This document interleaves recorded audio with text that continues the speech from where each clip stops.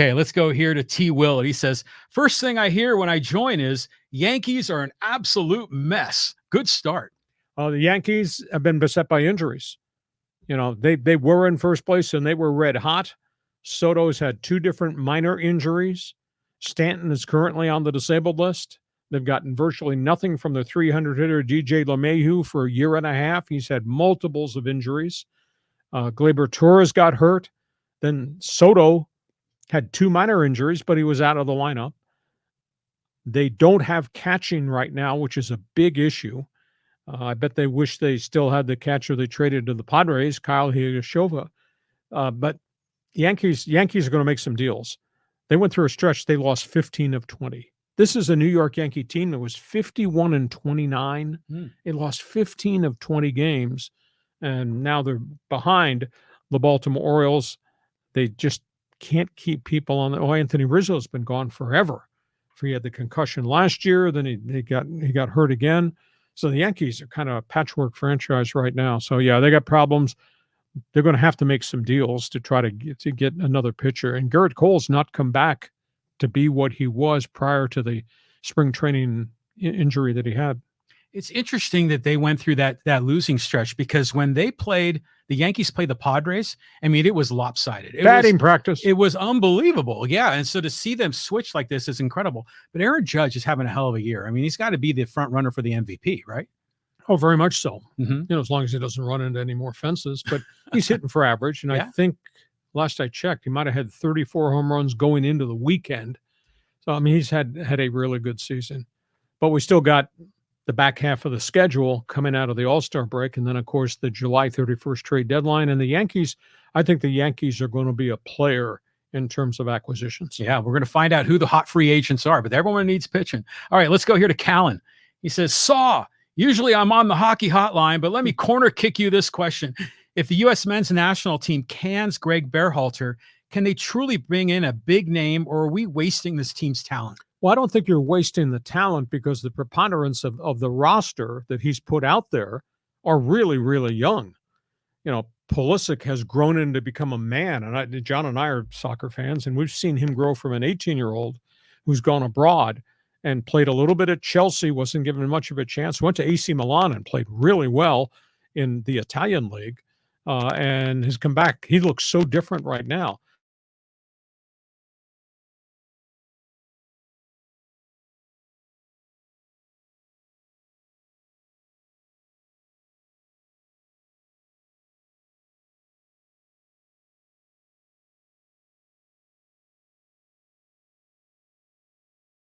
Necessarily subscribe that you didn't do well in any tournament, so we're going to fire. You have to stop changing guys. You got to let this thing grow a little bit. But the story that broke this morning out of London, England, in the Guardian, Jurgen Klopp, that's a hell of a coach. That's a hell of a lot of credentials. And if he wanted to come to the U.S., and I mean, he's such a persona, and he speaks English. He's not like some member of the Foreign Legion you can't communicate with. He's got great resume. So we'll find out. I've been told we're going to know by Wednesday whether Berhalter stays or not. Yeah, I'm anxious to find this out as well. But you're right. They have a lot of really good talent, like Ricardo Pepi, all these young kids. Is this the best era in terms of talent for Team USA? They've grown into it. I mean, they've developed that. And the fact that 23 of the 26 members on the Copa roster from Team USA played abroad. And abroad is where your learning curve is. Now, they've got to go through a learning curve on a short work schedule to get used to playing with Pulisic and get used to playing with each other. So I still think the best of U.S. soccer is still to come, and they got 21 months till we get to the World Cup. So I guess I'm standing on the island by myself again. I'm taking a very different opinion. I think they should keep Berhalter, though I'm fascinated with the story out of London about Klopp. Yeah, I mean, it'd be great to have like a cool Euro coach that can raise this team up. But we did that before with the who was the guy we had from Germany, like the last couple of rounds? Jurgen Klinsmann. Yeah, exactly. So who knows what's going to happen here? Next question. All right, let's move on. Let's go here to Jeff. He says, maybe players don't want LeBron as coach. I mean, JJ Redick. Laugh out loud. It's shocking to me that all those marquee names of veteran NBA players who you would have thought would have laid down on the street to stop the traffic so they could walk and suit up for the Lakers. None of them got here. And nobody wants the riffraff on the Lakers roster from player 5 through the bottom of the bench. Because the Lakers, because of the salary situation, if they're taking on salary, they got to move salary. And Golden State was interested in talking, and Klay Thompson was interested in coming and met with him on Saturday night, right prior to the draft, and then didn't get the deal done because Golden State did not want to take on the Jared Vanderbilts of the world and the Cam Reddishes of the world. And the shocker to me is the general manager, Rob Pelinka, gave a whole bunch of these bench sitters opt-in contracts. So if the guy plays, whether he plays good, plays bad, he has the right to opt in and get another payday for another year. He had 4 of them. Guys that are not starters, 4 of them all opted in and ate up all the money that the Lakers might have had available to go get Klay Thompson, et cetera. So to me, it's amazing. But I will say this, and I don't understand this, why Laker fan hates on LeBron James, because all he's done is given his all as an aging player who's fought through injuries. And you know 2 things about LeBron. He'll have the basketball in his hand at the most important time of the game and the most important games in the season, and he will leave it on the floor as an age 38 or 39-year-old player, and dude averages 26 points and 7 rebounds and 7 assists a game, whatever the magical numbers. If you didn't have LeBron, what kind of team would you be? Well, if they didn't have LeBron, they might have 2 or 3 superstars rather than having all of their eggs in the LeBron basket. So, I mean, the Laker fans, they want to win. I mean, that's what the tradition has always been. And, with the exception of the bubble in 2020 and the shortened season, LeBron ain't won nothing.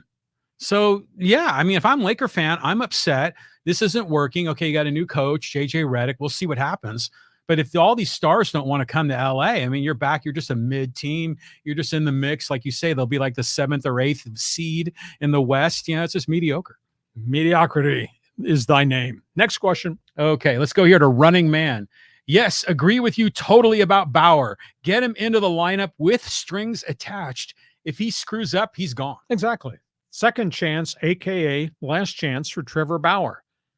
I don't see anybody else out there that you can get without having to give up something real significant. Top player at AAA or some of the unique names at AA. Trevor Bauer is a phone call away. And you dictate the terms because he wants to be back in Major League Baseball. And if he screws up, if he steps outside the line, he loses everything.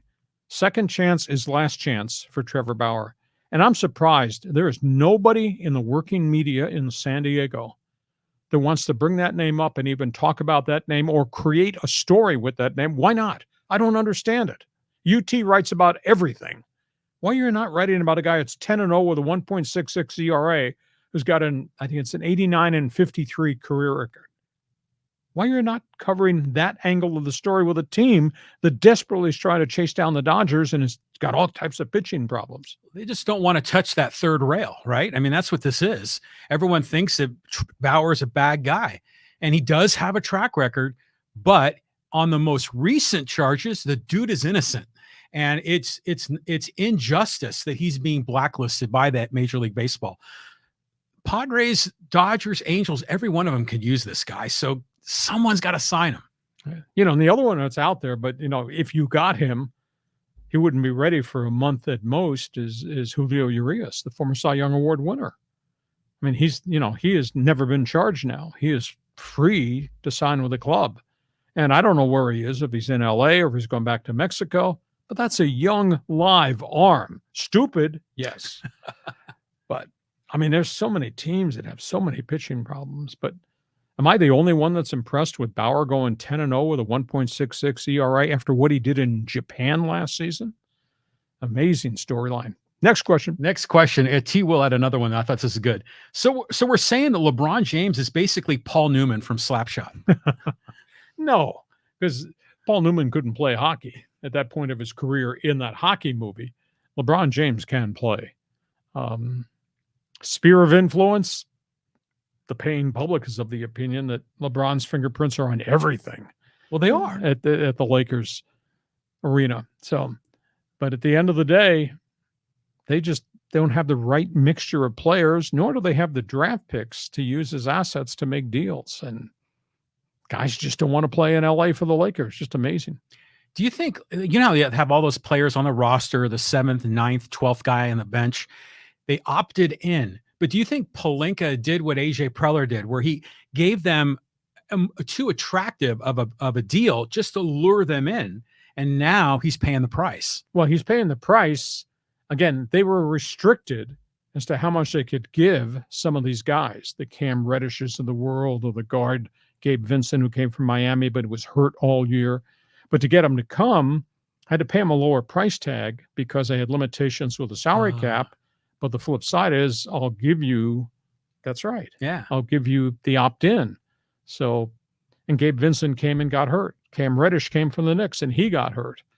Before that, they had played well in spurts as role players with the Heat and the Knickerbockers. But they gave them opt-ins. They gave 4 guys opt-ins, and then they all took the opt-ins. They gave D'Angelo Russell an opt-in at $18 million. Now, he opted in. Maybe they can still trade him, but he's kind of an in and out type guy. He played so well for chunks of last season, and during the playoffs, totally disappeared on him. He opted in so he could get paid another year to be on the Lakers. How many teams has he been on? He's been traded once or twice. He's been on like 3, 4, 5 Yeah, he different was in teams. Minnesota. He was with Brooklyn. He's moved around, but you still see the vibrancy. You see this three-point shooter out there, and you say, wow, he broke the Lakers record last year on three-point shots. Attempts, made, percentage, had a good season. But when they needed him the most in the postseason, disappeared, was sitting on the bench next to the coach who was about to be fired. So. Well, probably because they're putting all the focus on LeBron when you get into the playoffs, because LeBron is like the point guard. He's the three-point shooter. He's the power forward. He's the rebounder. It's all LeBron all the time. It's no wonder that these other guys just get buried on the bench. So you're a LeBron hater. I just don't think it's working. Okay. You know, it's just not functional. We carry on. Okay, let's go to Derek. Lewis Hamilton winning was absolutely incredible yesterday. I didn't see it coming. I mean, I think he's finished third once in the last 3 years. That's the highest, because Mercedes was never able to figure out horsepower and handling. I mean, Mercedes is not what they were. And he had 99 career wins. And they hit a wall in 2021. And as the technology changed, they just did not keep up. And he was not competitive at all. I mean, you're talking about falling off the face of the earth? Wow.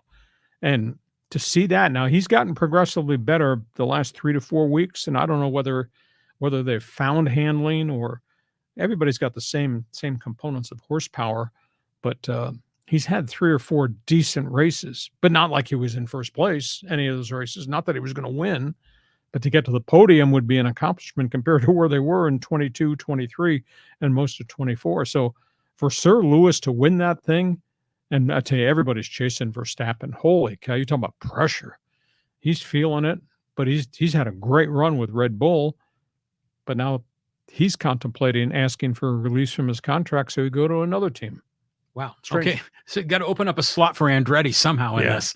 Okay, let's go here to John, and he says, hey, how about the Capitals vice president, Brian McClellan, retooled an aging roster with 2 top 6 forwards, a 1A defenseman, and a 1A goalie to compete with Charlie Lindgren? I thought McClellan did a really good job. You know, they made a trade with Calgary to, is it Manjabai? A left winger who was a real grinder. And they've helped themselves a fair degree. And McClellan just stepped away as general manager. He's going to stay as president of hockey operations, and they promoted one of their assistants to take over the day-to-day GM position. Alexander Ovechkin is on his last legs. He's had a brilliant career, Hall of Fame career, but I think they made a lot of moves to put people around him that should make the Washington Capitals much, much more competitive. I'd say Washington and Boston had 2 of the better first weeks of July than anybody else on the National Hockey League. You know, we talked about on our July 4th show, 133 free agents changed teams in the first 2 days. I've never seen anything like that in the NHL, but the Bruins helped themselves. And I think the Caps, with the addition of these players, have helped themselves a great deal. What has the Capitals' history been in Stanley Cup? I mean, how many trophies do they have? Because they're not one of the top franchise. No, but they built it with Ovechkin. And that it's one of the coolest pictures of all time, and him skating around the ice with the trophy after all these brilliant individual seasons that they've had. And they've done well in some postseasons. It had a winger by the name of TJ Oshie who just always showed up in the playoffs and scored key goals. And but they've won one cup, and Ovi is just a superb, great hockey player. Wow. So let's get some more questions here. Yeah, I'm looking here while you're talking, and let's go to Gregory. He says, if this was minor hockey, they would take ownership away from a team, a la the Commanders Redskins. Which team is he making reference to? If this was minor hockey, I'm not sure which sport he's talking about. Yeah, I'm not even sure either. Let's go somewhere else. But Greg, cycle is back. What team are you referencing that you'd like to have this taken away from? Maybe he's making a reference about the Anaheim Ducks, who I don't think did anything in the offseason. I mean, the Ducks had, just for a little background, the Ducks had $31 million in cap space. They had 9 draft picks, and they hardly did anything in the draft. Their draft was unique. Not to say they didn't get future players, but none of those guys is going to be in Anaheim this year. None of them are going to be with the San Diego Gulls, and they bypassed a couple of top Russian defensemen. And they've done virtually nothing in free agency, and all the free agents are gone off the board. They got lit up. The Atlantic, and their beat writer just killed Pat Verbeek, the general manager. And John Gibson is still there. Free John Gibson. I would have sworn they would have traded the former all-star goaltender, and they would have had to pay a piece of his $6 million a year salary. But what they need is they need veteran players to put around all the really good young kids that Verbeek has drafted, because they're always getting the first, second, or third pick in the draft. We're going to wake up one of these days in our life, and the Ducks are going to be pretty good because they're force-feeding all these young kids. But they just sentenced their fans to another 45-loss season by the fact they did nothing in free agency at all. And down here, and I may be the only media guy that cares and covers the San Diego Gulls, they have now lost their top 5 veteran players, all left to go get contracts with other teams. And the way the working agreements work is that the Ducks usually send all their top young draft picks here, and they'll coach them and build them and then hopefully get better within a year or two's time to take them up. But each NHL club will also sign 4 or 5 journeyman minor leaguers who've got a lot of experience in the American League and send them down to be the cornerstone. Well, the Gulls had 5 veterans, and all 5 are now gone. Blackhawks, Islanders, San Jose came in and signed those veterans to put them on their AHL team. And the Gulls are sitting there, and I know what the Ducks have done. The Ducks have signed 3 or 4 journeyman minor leaguers who are not equal to the guys they just lost. And the Gulls have had a really rugged 2 or 3 years with just the makeup of the roster. So if Greg is making reference to the Anaheim Ducks, I understand his being upset. Yeah, well, I think a lot of times you see that where veterans will go down to the minors because they think there's a chance to slip into the roster on the big club. But the Ducks aren't moving those guys up. So it's no wonder that they've moved off the team. Gone somewhere else for maybe a little bit more money, or gone somewhere else where I might have a chance to be the first call-up to play for the Blackhawks or the Islanders, etc. Good point. Okay, so here's one from Gary. Hi, Lee. I had no idea you were on. How long have I been missing this? You look and sound great. Wonderful. My goodness. Thank you for the compliment. Gary, where you been? Gary, you've missed 16 months of Hacksaw on this YouTube channel. We got to find a friend in marketing that will help us promote this thing nationally. But no, we've got, I know John knows the numbers better than I do. I don't know how many subscribers we have, but it was a monster number we put together in the first 15 months of this thing.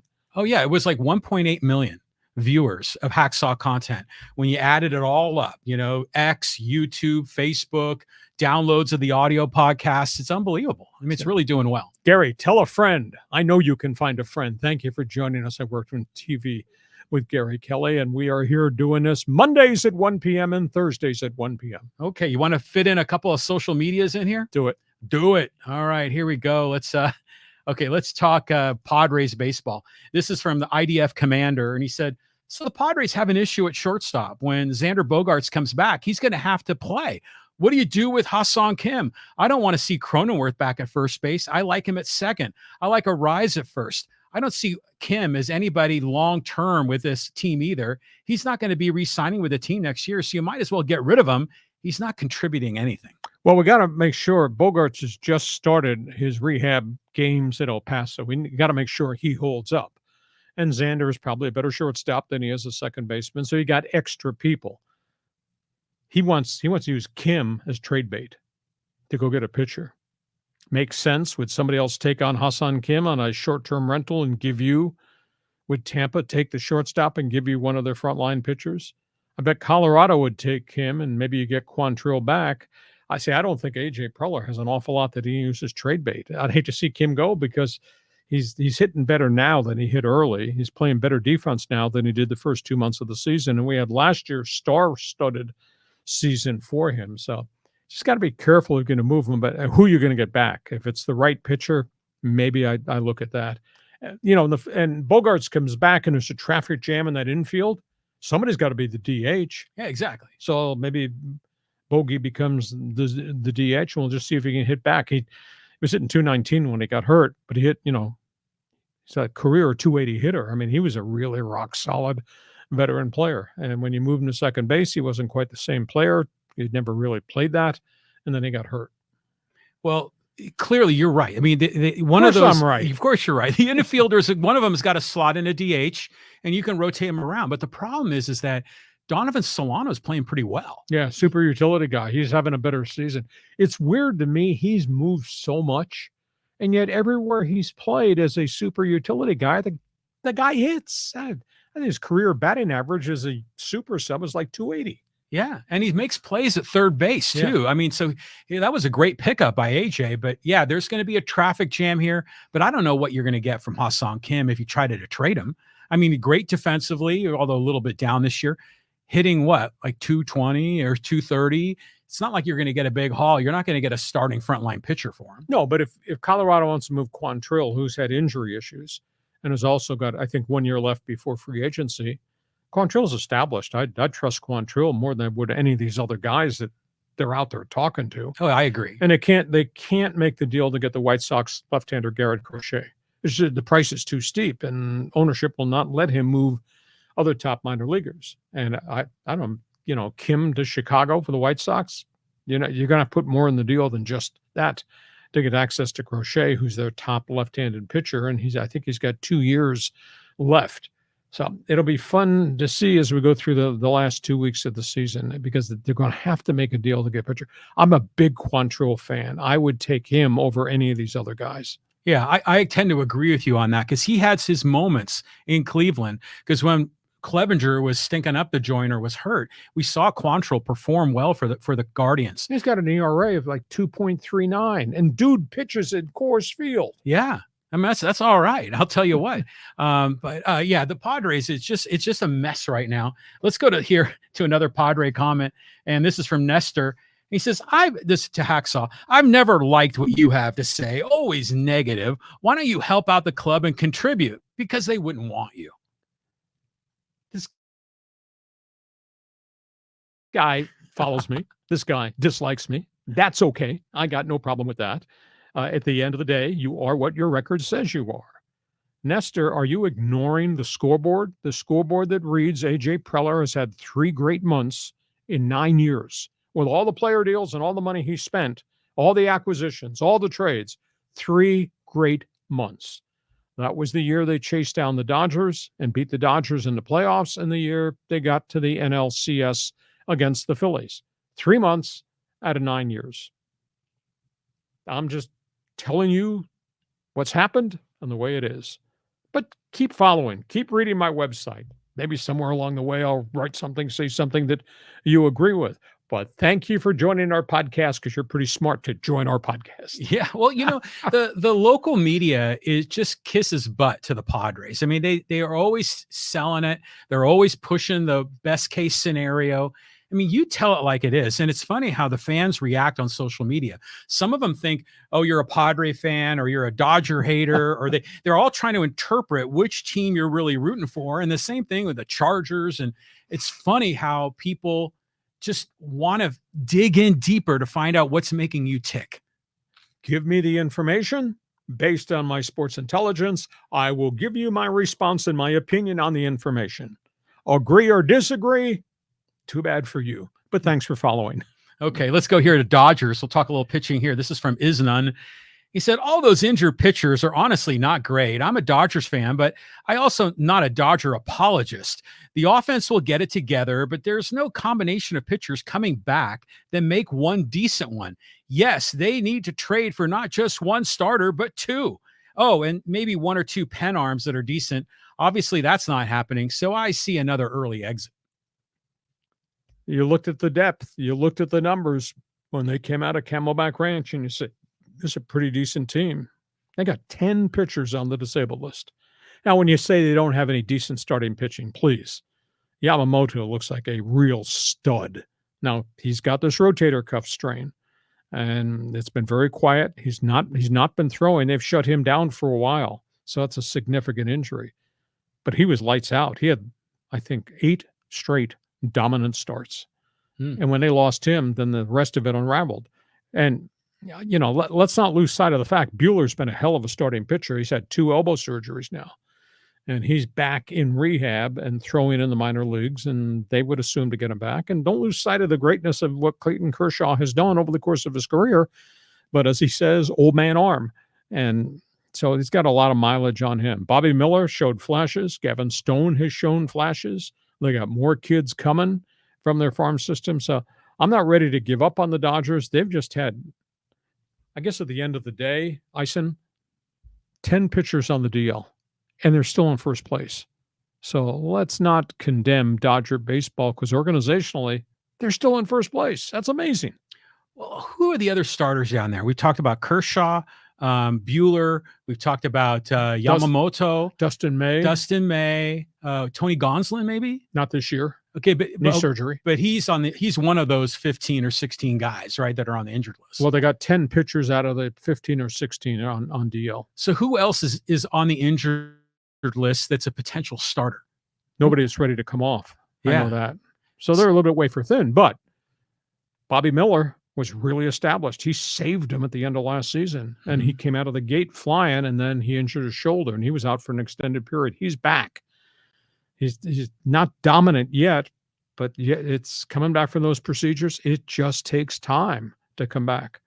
And Dustin May is about to go out on rehab. Now, he's had 2 surgeries. So we'll see. I mean, you know, maybe we get to August and Buehler and Dustin May are back in the Dodger rotation and Kershaw's back in the Dodger rotation. And who knows, you know, Yamamoto, there's no surgery planned. They just need to be cautious with how much he does, and maybe he's back too. So I might be in the minority. I still think they got a hell of a pitching staff. The problem is they got so many guys hurt. Well, and by the way, they're in first place. Do you think it's all going to topple? I mean, you've been saying that. I keep waiting, but it hasn't yet because as shaky as that pitching staff has been, those big bats, at least the top 5 guys in that batting order, are hitting. I mean, their catcher, Will Smith, their catcher hit 3 home runs the other day. That's pretty impressive. But there's no Mookie, right? Mookie's out for how long? Till August or September, probably. But they think he'll be back for postseason play. It'll be fun because they're going to make a deal. You know, maybe it's going to be Luis Robert from the White Sox. That's what I keep hearing. They're just arguing what kind of players will be coming back. But they're going to have to probably make a deal to get pitching too. And, you know, they could easily pick up the phone and call Colorado and say, hey, I want Kyle Quantrill. Because of those names that I mentioned that Preller was looking at, Quantrill is the most trustworthy, productive guy out there. That'd be so typical that the Padres would be going for Quantrill and the Dodgers would snake him at the end like they did on that Max Scherzer deal a few years ago. On we go. On we go. All right, let's go to a Pac-12 comment. This is from Aloha Nate. He says, so Washington State and Oregon State are going to give $68 million to the remaining 6 Mountain West schools for the buyout, then give the 6 schools joining them more money just for a lateral move from one G5 conference to another. for a media deal that maybe $10 million per school. It's their money, but it seems like a waste. Better to just buy your way into a Power 4 conference like SMU. Well, there's still conversation. Oregon State, Washington State might wind up in the Big 12. But there's also a lot of conversation that they have all these assets because they took over operation of the Pac-12 and there was a lot of money left behind. I think we talked about it last week. The amount of money left to Oregon State, Washington State in the Pac-2 conference is like $255 million. Beavers and Cougars are taking $40 million apiece, I was told, to make up for the TV revenue that they lost. The rest of that money goes into a pot. The rest of the money will be used to be dispersed to the 4 or 5 or 6 teams they want to lure. There won't be any exit fees. So that's the difference. If they sit there in 24 and 25, when the Mountain West Conference TV contract expires, all the schools, San Diego State, Boise, Fresno, they're all going to be free agents and they won't have to pay an exit fee. So it's not as if the Pac-2 would be paying an exit fee to lure these guys out. They'll wait for the TV contract to expire and they'll move quickly. And in 2026, these guys can just exit the Mountain West. My big issue, and John and I talked about this a couple times over coffee, my big issue is, okay, that sounds okay. So you're going to have a Pac-8 if you take 6 schools in the Mountain West and link them with the Beavers and the Cougars. But the problem is, you sure do look like a group of 5 conference. It kind of looks like Mountain West second edition. It's not like you're going to be the Pac-8 or the Pac-12 from a level playing field. And there's a money issue too, because these schools here, Boise, San Diego, they don't have the NIL pool that an Oregon State, Washington State has. That it's a tough call as to what they're going to be. And that Oregon State, Washington State, the Big 12, that rumor is still out there. Well, how in the heck can Washington State and Oregon State have so much NIL money when neither one of them are in major markets? That's true, but there is huge alumni that have supported the Cougars and the Beavers. It's a different alumni faction than what's gone on at San Diego State. San Diego State's basketball has struggled to create a real pot of gold for the NIL. They've finally gotten there after the 3rd year, but that's a year-to-year thing. And football has just been a struggle. And baseball's NIL is negligible. It's a real problem. So you think Aztecs going to the Pac-8, that's what it would be, an 8-team conference, but they don't have the kind of resources to compete against anybody that's recruiting California if it just comes down to a battle of NIL money. But that's the sum total is they're going to sit. Beavers, Cougars will sit until the TV contracts in the Mountain West expire, Aloha, and then they'll make their move and those schools will be free agents and they come and then they'll get a fee to join this conference and go from there. There's nobody else out there. The only sexy name that I can think of that I wish they still had access to, but they don't, is BYU, because they're gone too. They went Big 12 too. Mm-hmm. What did Gonzaga do? They were talking about switching to another conference, right? But they're the cornerstone of the West Coast Conference, and the WCC has expanded basketball-wise and added schools. So tough call. I mean, Oregon State, Washington State, I believe, they're the ones that signed this 2-year deal to play their basketball against the West Coast Conference school. West Coast Conference right now looks a pretty damn good conference. Yeah, it is. So, hey, hope you